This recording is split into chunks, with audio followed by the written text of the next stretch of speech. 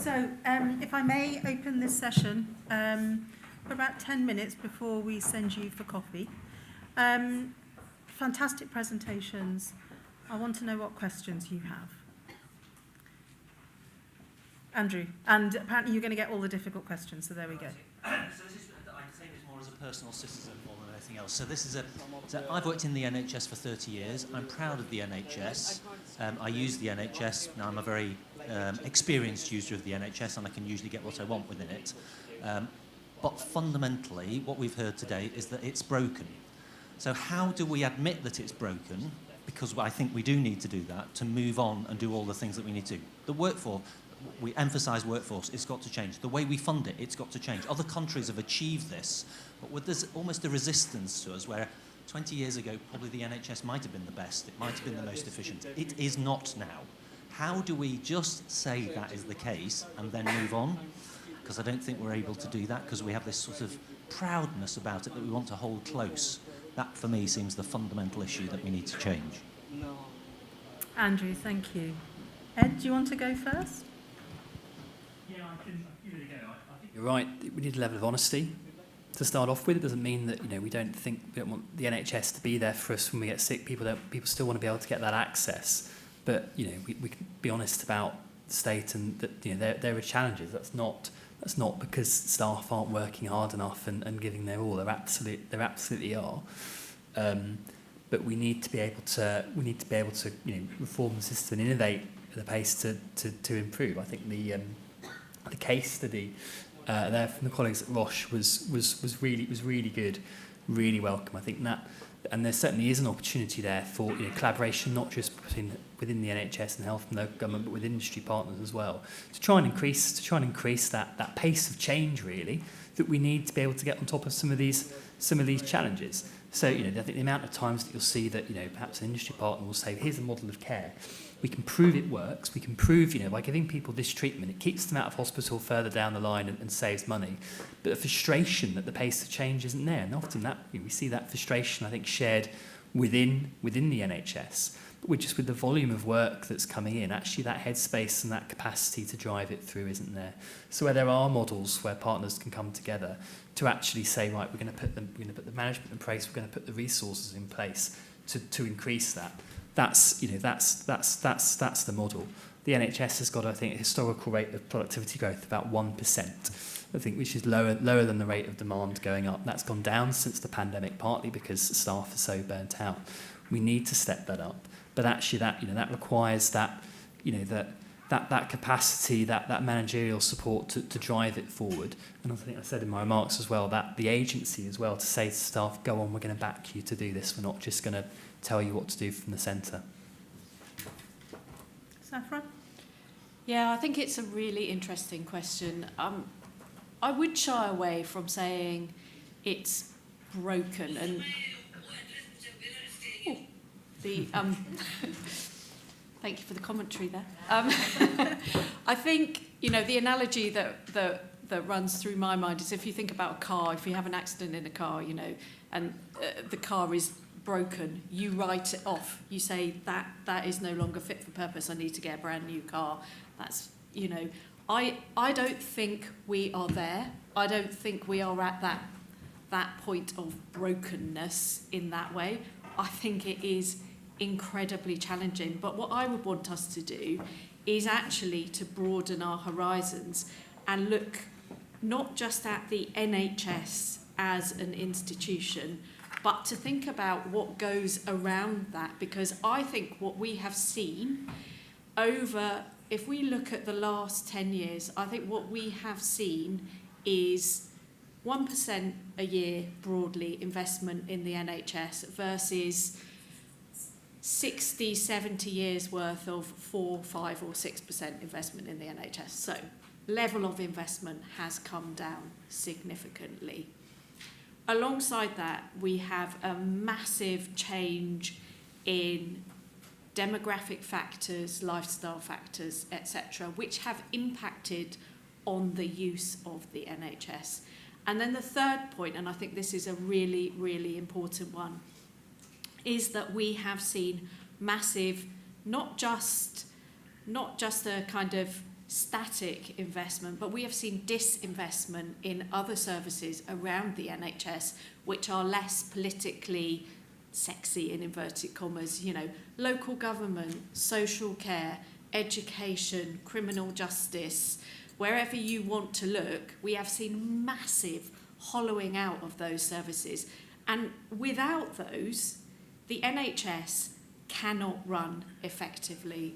So I think it's the combination of factors. So it's not about looking and saying the NHS is broken, nothing to see here, move on, we're going to do something differently. Actually, it's about saying we need a new and different contract with the public that says, okay, we've got to invest across the piece. We've got to understand that individuals' health and well-being comes from a range of factors.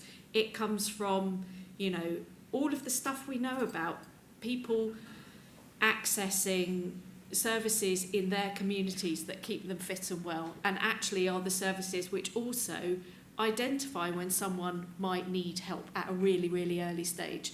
The reason the NHS faces crisis, if you want to use that word, is that people turn up in crisis. They don't turn up as vaguely unwell, they turn up as in crisis. So, you know, I'd lob primary care into that pot as well in terms of things we need to invest in. So my sense is we need a holistic programme of investment across the piece rather than focusing solely on the NHS. And that's me coming from an organisation which represents only NHS secondary care organisations on the front line. Yeah, and well-being. Can I just ask a question, people? Can you tell me if you think the NHS has got worse over the last 5 years? Your hands up. Okay. Can you tell me if you think everything's got worse over the last 5 years? Yeah. And so the response that I think we can see is, first of all, we have the opportunity to work globally. And I think a couple of the things that we've talked about are issues for the whole of the world. The growing morbidity, mortality, and the elderly, and the relentless march of technology, just a couple. But the question is, and how to pay for it, and what to do in response to that. So we have a real opportunity to, obviously, to bring our partnership and global experience to bear as well. But I think the word that we've heard mentioned particularly resonates with us, and that's the opportunity for productivity. And in that, I don't think we're talking about working the staff harder. I think we're talking about finding ways so that we can use the staff we've got in a way that makes their life easier and makes it better for patients to get the care that they need. And we're working with the King's Fund at the moment to put something together to look at productivity. It's another plug. If you're looking online at the King's Fund, we're having an online event soon. Please come and join in, because we think this discussion needs to be had. And my final point is, and why and where Roche might fit into this. And if you looked at our common purpose, we had society identified as one of the potential solutions that we think exists in our partnerships. And I think, agreeing with Saffron particularly, that we need to take the conversation to the people in the UK to say, what do we need to do collectively to make sure that we can support the NHS to be the best that it can possibly be at the moment. Thank you. Now, I'm going to take you to tea, 5 minutes late, but I think that's why we've got 11:25, so I'm going to send you at half 10, sorry. So 2 questions, I think, yes, and there was another question. There we go, we'll catch up with you now.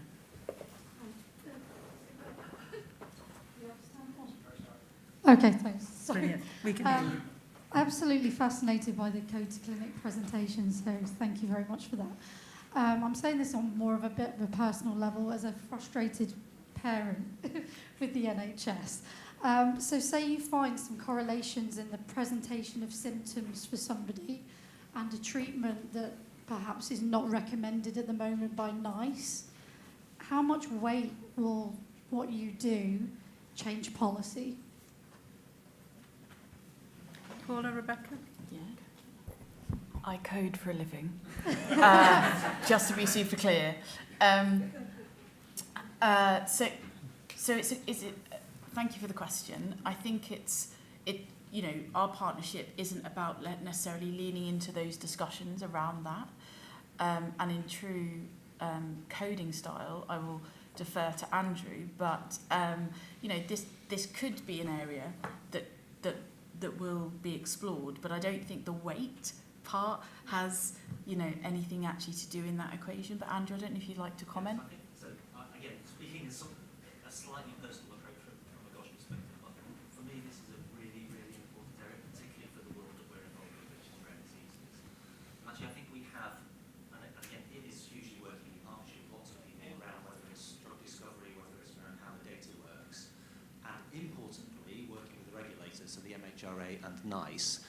I see this as we move forward in all of this personalised medicine is we're going to have to be very agile, and we're going to have to be able to work with all of those agencies to deliver things much more quickly than we currently do. So I think it's a really important area. And the other bit of this is, I think there particularly within rare diseases, there will be instances where we'll see that commercial companies will take on the production of something because it will have a benefit for them financially. There will be certain treatments, though, that have the potential to be left behind, even though they will have huge benefits for individuals.